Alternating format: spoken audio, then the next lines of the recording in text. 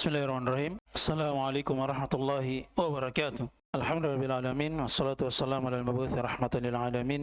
Nabiyyina Muhammadin wa ala alihi wa sahbihi wa sallama tasliman katsira amma ba'd.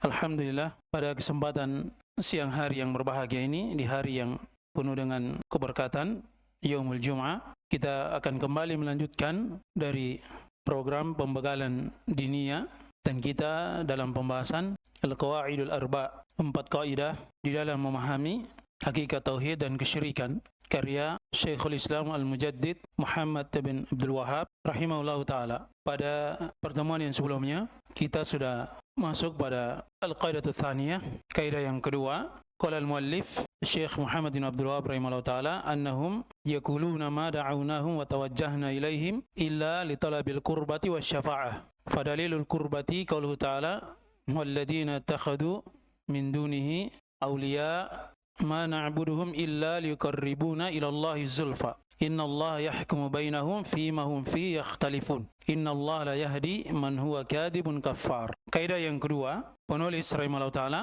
menjelaskan bahwa orang-orang musyrikin di masa Nabi kita Muhammad SAW, dan ini juga apa yang terjadi di masa penulis, dan bahkan hingga di saat ini, dan lebih mengerikan lagi dari kesyirikan yang terjadi. Dan ini sesuai dengan apa yang disabdakan oleh Rasulullah SAW. La ya'ti zamanun alaikum illa walladhi ba'dahu syarrun minhu. Tidak akan datang masa atau zaman kepada kalian silih berganti kecuali masa yang setelahnya itu lebih buruk. Maksudnya manusia di masa itu, adapun zamannya tidak tercela, tapi manusia yang berada di zaman tersebut pasti lebih buruk dibandingkan yang sebelumnya. Dan itu yang terjadi terkait dengan kesyirikan. Ini alasan pengakuan orang-orang musyrikin, bahwasanya mereka mengatakan ma da'awnahum wa tawajjahna ilaihim, kami tidak beribadah kepada mereka, tidak berdoa meminta, tidak menghadap kepada mereka kecuali li talabil qurba, untuk mencari kedekatan wasyafa'ah, dan juga supaya dapat. Apa dalilnya? Allah Subhanahu wa taala berfirman, walladzina takhadu min dunihi awliya, dan mereka orang-orang musyrikin yang telah menjadikan min dunihi, selain Allah Subhanahu wa taala, awliya. Jadi walaupun dinamakan awliya, dinamakan kiai, atau dinamakan as-salihin atau al-anbiya, al-malaikah, itu tidak merubah hakikat, tidak merubah hakikat. Jadi yang dilihat adalah hakikatus syai', hakikat dari sesuatu itu. Walaupun penamaannya diperindah, dipercantik, dipermantap, sama saja. Hakikat yang terjadi adalah kesyirikan. Oleh sebab itu, apa alasan mereka? Ma na'buduhum, kami tidaklah beribadah kepada mereka. Ini keterangan di dalam Al-Quran dari ucapan orang-orang musyrikin. Takrir, penetapan bahwasanya mereka beribadah kepada wali-wali yang mereka jadikan perantara, mengharapkan kedekatan dan meminta syafaat. Illa yuqarribuna ila Allahi zulfa, agar supaya wali-wali ini, perantara-perantara ini, mendekatkan kami kepada Allah SWT zulfa, dengan sedekat-dekatnya. Yang sudah berlalu kita ingatkan bahwasanya tujuan itu yang baik, namun caranya atau prosesnya lah hal yang diharamkan, itu tidak merubah dari hakikat. Jelas ya? Walaupun niatnya bagus, tujuannya bagus. Apalagi di sini ya, jelas. Orang-orang musyrikin, mereka berharap dengan perbuatan mereka itu bisa dekat dengan Allah SWT dengan sedekat-dekatnya, bukan sekedar dekat, tapi dengan pembahasan zulfa. Itu zulfa itu betul-betul dekat. Jelas ya? Luar biasa niatnya, bagus keinginannya. Hanya saja justru perbuatan mereka ini menjauhkan diri mereka dengan Allah SWT dengan sejauh-jauhnya. Innallaha yahkumu bainahum fima hum fihi yakhtalifun. Innallaha la yahdi man huwa kadibun kaffar. Kemudian di akhirnya dihukumi oleh Allah SWT. Sesungguhnya Allah SWT tidak akan memberikan petunjuk kepada siapa yang pendusta lagi kafir. Jadi perbuatan ini adalah perbuatan kesyirikan, syirkun akbar, mukhrijun minal millah, mengeluarkan dari agama. Dihukumi apa? Kadibun kaffar. Ini jelas ya. Dan sudah berlalu juga kita sebutkan dari keterangan Syekh Shalal Fauzan hafizahullah taala asy-syarih, yang beliau memberikan dari perumpamaan, permisalan, bahwasanya kalau misalnya ada orang yang ingin munaqasyah, diskusi, orang-orang yang disebut penyembah kubur, tapi biasa istilah ini agak tajam ya. Jadi kalau nanti antum menjelaskan, jangan antum bilang penyembah kubur. Cari bahasa-bahasa atau istilah-istilah yang lebih dia cukup untuk menjelaskan bahwasanya mereka itu melakukan peribadatan kepada selain dari Allah SWT. Karena sekarang ini ahli sunnah wal jamaah itu dibuatkan atau di framing seakan-akan kita ini memusyrikan dari orang-orang yang berziarah kubur. Kalau dia lihat kita berpenampilan menjaga sunnah, oh ini hati-hati, orang-orang seperti ini memusyrikan orang-orang yang datang ke kuburan untuk berziarah. Padahal tidak seperti itu. Dan sudah kita jelaskan ya, orang yang datang ke kuburan itu dengan berbagai maksud. Ada yang haram, ada yang bid'ah, musyrik, dan ada juga hal yang disyariatkan, sunnah. Oleh sebab itu kita berhati-hati. Namun ucapan dari para ulama kita ketika mereka menjelaskan bahwasanya ini mereka kuburiyun, itu supaya ada penekanan. Memang tidak ada toleransi dalam kesyirikan, kekufuran yang seperti ini. Jelasnya tegas. Harus ada tamyiz, perbedaan, dan itu fikih dalam dakwah. Mereka katakan ketika disampaikan tentang perbuatan-perbuatan mereka datang di kuburan, yaqulu ana adri anna hadzal wali aw hadzal rajula salihah la yadurru wa la yanfa, walakin huwa rajulun salihun wa uridu minhu syafa'ah li 'inda Allah. Ini jawabannya. Dia katakan bahwasanya saya tahu wali ini atau orang yang soleh ini yang dikubur ini tidak bisa memberikan bahaya dan tidak pula bisa memberikan manfaat. Jelas ya? Walakin huwa rajulun salih. Tapi orang yang dikubur ini adalah laki yang soleh. Saya menginginkan darinya syafaat untukku di sisi Allah Subhanahu wa taala. Ini sama saja dengan alasan orang-orang musyrikin di masa Nabi sallallahu alaihi wasallam. Bahkan di masa sekarang ini lebih parah lagi kalau kita melihat alasan mereka. Kalau di masa dahulu mereka masih meyakini akan tauhid ar-rububiyah. Wali-wali mereka ini la yadurru wa la yanfa. Tidak bisa membahayakan dan tidak bisa memberikan manfaat. Itu di masa dahulu. Tapi di saat ini ketika mereka datang di kuburan, bukan sekedar dijadikan perantara orang yang meninggal itu di kuburan, wali atau orang yang soleh, tapi betul-betul mereka minta kepada wali, kepada orang yang soleh itu, minta keselamatan, minta langsung. Ini kesyirikannya lebih berbahaya dibandingkan orang-orang musyrikin di masa dahulu. Ini juga yang biasa berat diterima oleh sebahagian orang ya. Kalau kita katakan orang-orang musyrikin di masa ini lebih dahsyat kesyirikannya dibandingkan orang-orang di masa dahulu, ini mereka tidak mau terima. Atau kita katakan bahwa orang-orang musyrikin di masa dahulu mereka beriman dalam tauhid ar-rububiyah, sementara orang-orang sekarang kadang terjatuh dalam syirik rububiyah, ini mereka juga tidak mau terima. Jelas ya? Nah, ini berbahaya sebenarnya. Kalau kita masuk lebih dalam lagi, ya seakan-akan mereka itu ingin ingin menghilangkan dari perbuatan syirik kalau dia adalah seorang muslim. Kalau sudah muslim sudah, jangan lagi dihukumi syirik. Dia itu muslim. Perbuatannya itu tidak serta-merta bisa memusyrikan. Apalagi kalau dibandingkan dengan kaum musyrikin di masa Rasulullah SAW. Jelas ya? Ini perkara yang yang sangat penting sekali untuk kita pahami. Dan dalil-dalilnya sudah berlalu ya, kita sebutkan. Oleh sebab itu sering saya ulangi ya dalam surah Yusuf itu, wa ma yu'minu aktsaruhum illa wa hum musyrikun. Ini keterangan yang jelas yang mengatakan keimanan orang-orang musyrikin. Kalau kita buka dari sejumlah penafsiran para ulama, tafsir Al-Imam Ibnu Katsir,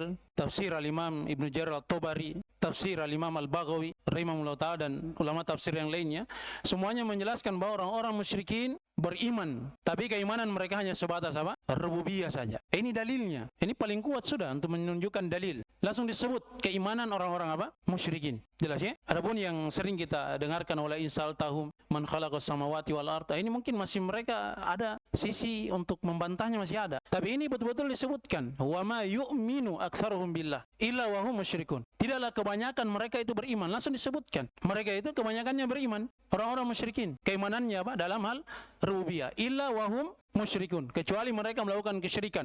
Kesyirikannya dalam hal tauhid al-uluhiyah. Kalau kita pahami ini, ya ini ilmu yang sangat penting sekali. Jadi kita tidak akan ragu. Jelas ya? Dan ini maksud dari ucapan penulis pada kaidah yang pertama dan pada kaidah yang kedua. Jadi kaidah yang kedua ini untuk semakin menunjukkan bahwa orang-orang musyrikin ketika mereka datang kepada sembahan-sembahannya, patung-patungnya atau wali-walinya, mereka yakin la yanfa wala yadur, tidak bisa memberikan manfaat, tidak bisa memberikan bahaya. Penegasan untuk tauhid ar-rububiyah. Mereka yakin hal itu. Jelas ya? Tapi apa alasannya? Li talabil qurba wasyafa'ah. Itu saja alasannya, dua. Supaya mereka bisa dekat dengan Allah SWT dengan sedekat-dekatnya, dan supaya wali-wali atau patung-patung mereka ini, sembahan-sembahan mereka ini bisa menjadi perantara antara mereka dengan Allah SWT. Hanya sekedar itu saja. Jelas ya? Tapi coba bandingkan dengan orang-orang musyrikin di masa ini. Kesyirikannya lebih mengerikan lagi, lebih dahsyat dibandingkan kesyirikan yang terjadi di masa Rasulullah SAW. Kemudian tentang syafaat, siapa yang mau baca? Qala Syari hafizahullah ta'ala wasyafa'atu fiha haqqun wa fiha batilun. Asy-syafa'atu allati hiya haqqun wa sahihatun hiya ma tuwaffiru fiha syartan. Tawaffara fiha syartan. Asy-syartul awwal an takuna biidznillah والشرط الثاني أن يكون المشفوع فيه من أهل التوحيد أي من أصاة الموحدين فإن اختل شرط من الشرطين فالشفاعة باطلة قال تعالى من ذا الذي يشفع عنده إلا بإذنه ولا يشفعون إلا لمن ارتضى وهم أصاة الموحدين أما الكفار والمشركون فما تنفعهم شفاعة الشافعين ما للظالمين من حميم ولا شفيع يطاع. Kemudian kata beliau Asy-Syarih Asy-Syaikh Shalal Fauzan hafizallahu taala wa syafa'atu fiha haqqun wa fiha batil. Jadi kita baca dulunya dari matan disebutkan oleh penulis, kemudian syarah penjelasan, baru setelah itu kita simpulkan dari pembahasan tentang ma farqu baina talabil qurba wa syafa'a, ma huwa syafa'a lughatan wa istilahan. Itu nanti akan kita jelaskan. Jadi kita baca saja dulu keterangannya supaya kita pahami saja dulu apa maksud dari ucapan penulis rahimahullah taala. Wa syafa'atu fiha haqqun wa fiha batil. Dan syafaat itu ada yang hak dan ada yang batil. Asy-syafa'atu allati hiya haqqun wa sahihatun hiya ma tawaffar fiha syartan. Syafaat yang hak dan yang benar adalah syafaat yang terpenuhi dua syarat. Asy-syartul awwal an takuna bi idznillah. Syafaat itu harus dengan izin Allah Subhanahu wa taala. Wa syartu tsani, syarat yang kedua ayyakunal masyfu'u fihi min ahli tauhid. Min usatil muwahhidin. Syarat yang kedua, al-masyfu'ulah, orang yang diberikan syafaat, ini orang yang meminta syafaat. Jelas ya? Orang yang meminta syafaat, yang menjadi perantara, itu bisa para nabi, malaikat, orang-orang yang soleh. Nanti akan ada pembagiannya tentang syafaat. Min ahli tauhid, dia harus dari ahli tauhid. Maksudnya, min usatil muwahhidin, dari pelaku maksiat tapi masih ada dasar tauhidnya. Ini yang masih dapat syafaat. Syaratnya cuma dua saja, dengan izin Allah Subhanahu wa taala. Yang kedua, orang yang diberikan syafaat itu adalah orang yang bertauhid. Jelas ya? Kalau kita paham ini, nanti akan masuk pada pembahasan tentang orang-orang Khawarij dan orang-orang Mu'tazilah. Orang-orang Khawarij dan Mu'tazilah, usatul muwahhidin itu apa? Khaliduna finnar. Laisa indahum syafa'ah. Mereka kekal dalam neraka, tidak ada syafaat untuk mereka. Makanya mereka ini menolak tentang apa? Syafaat. Al-Khawarij wal Mu'tazilah. Kenapa? Karena orang-orang Khawarij dan orang-orang Mu'tazilah pelaku dosa besar di kehidupan dunia. Khawarij ya hukumnya apa? Kafir, keluar dari agama. Orang-orang Mu'tazilah mengatakan manzilatun baina manzilatain. Dia berada di antara apa? Dua keadaan. Tidak muslim, tidak mumin dan tidak kafir. Seperti apa? Munafik. Ini anggapan orang-orang Mu'tazilah. Saya ulangi, pelaku dosa besar, hukum di dunia, orang-orang Khawarij menghukumnya apa? Kafir, keluar dari agama. Jelas ya? Orang-orang Mu'tazilah, pelaku dosa besar, mereka sebut apa? Manzilatun baina manzilatain. Ini yang pertama kali sebut siapa? Wasil bin Atha di majelisnya Al-Hasan Al-Basri. Dengan sebab itu dia i'tazala, dia menyendiri, dia keluar dari majelisnya Al-Hasan Al-Basri. Dengan sebab itu dinamakan apa? Mu'tazilah. Kalau Khawarij itu diambil juga dari pemahamannya, karena dia khuruj, keluar dari ketaatan kepada pemerintah. Mu'tazilah juga seperti itu, diambil penamannya dari apa? Dari sebab dia i'tizal. Namun hukum di akhirat sama-sama kafir, kekal dalam neraka. Oleh sebab itu tidak ada manfaatnya apa? Syafaat. Tapi orang yang beriman, kaum muslimin, menghukumi bahwa orang yang melakukan dosa besar, dia apa? Mukmin naqisul iman. Dia seorang mukmin tapi kurang keimanannya. Itulah usatul muwahhidin. Mereka masih disebut apa? Orang yang bertauhid, masih disebut orang yang beriman. Tapi mereka terjatuh ke dalam apa? Maksiat, dosa besar. Bagaimana di negeri akhirat?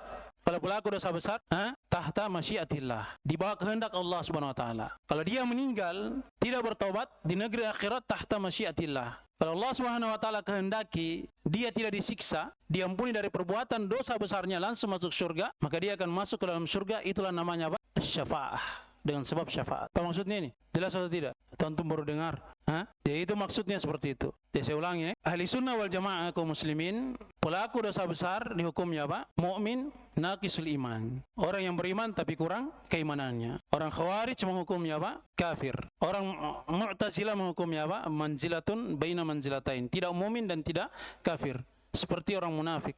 Paham ya? Tapi di negeri akhirat, Khawarij dan Mu'tazilah bersepakat kekal dalam neraka. Seorang muslim yang melakukan dosa besar. Ahli sunnah wal jamaah beda lagi. Dan inilah yang benar sesuai dengan apa? Dalail dari Al-Quran dan Sunnah. pelaku dosa besar di kehidupan dunia, dia beriman, tapi kurang keimanannya. Kenapa? Karena dia melakukan apa? Perbuatan dosa maksiat. Yang jelas kalau dia masih bertauhid, dia masih apa? Beriman. Jelas ini ya? Paham ya? Di negeri akhirat kalau dia tidak bertobat, apakah langsung masuk neraka? Jawabannya tidak. Tahta masyiatillah. Apa dalilnya? Innallaha la yaghfiru ayyushraka bihi wa yaghfiru ma duna dzalika liman yasha. Allah SWT kehendaki untuk dia tidak diampuni, langsung masuk ke dalam apa? Ke dalam surga. Nah, itulah tadi disebabkan dengan apa? Adanya syafaat. Ini yang diingkari oleh orang-orang Khawarij dan orang-orang apa? Mu'tazilah. Tidak ada syafaat. Jelas ya? Dan ini pentingnya kita mempelajari dari akidah Ahlussunnah wal Jamaah supaya kita bisa paham bagaimana dari pemahaman yang benarnya. Kalau kita tidak bagus pemahamannya, banyak hal yang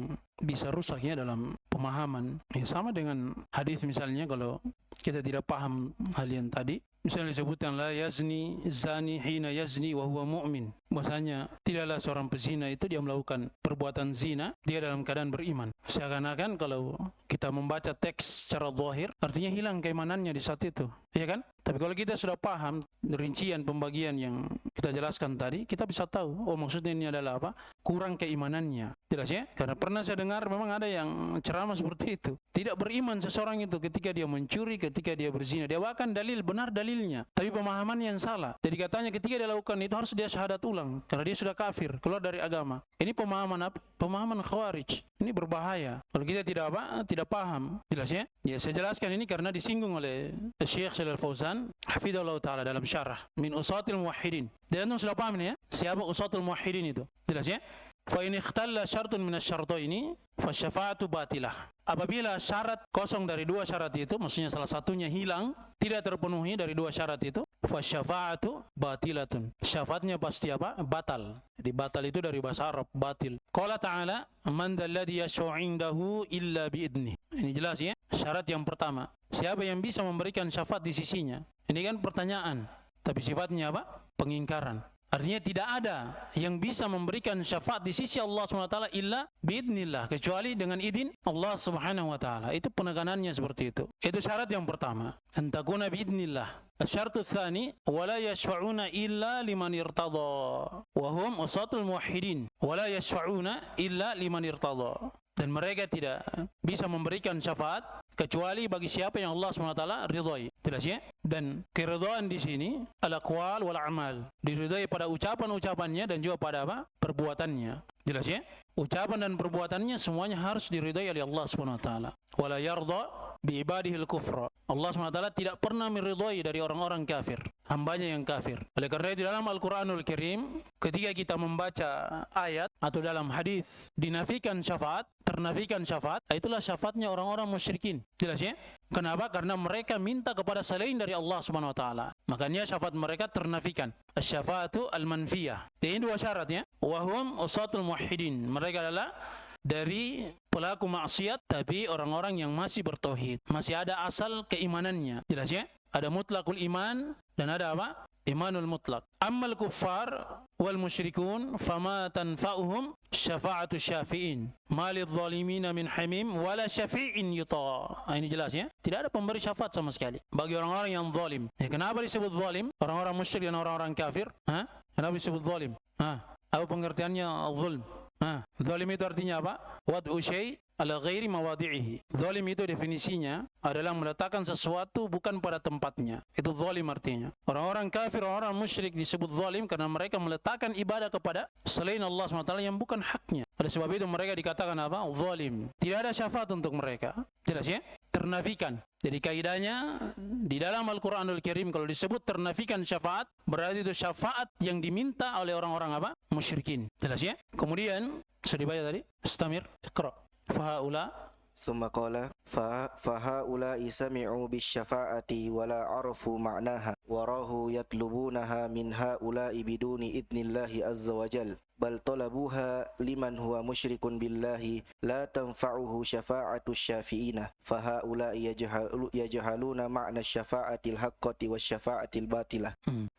Fahaula, mereka ini sami'u bisyafa'ah wala arafu ma'naha. Ini luar biasa ya kesimpulan penulis syarih Syekh Shalal Fauzan hafizallahu taala. Kata beliau, mereka ini mendengar tentang syafaat. Mereka tahu ada syafaat, tapi sayang sekali mereka tidak tahu maknanya, tidak paham akan maknanya. Di sini pentingnya ilmu untuk belajar.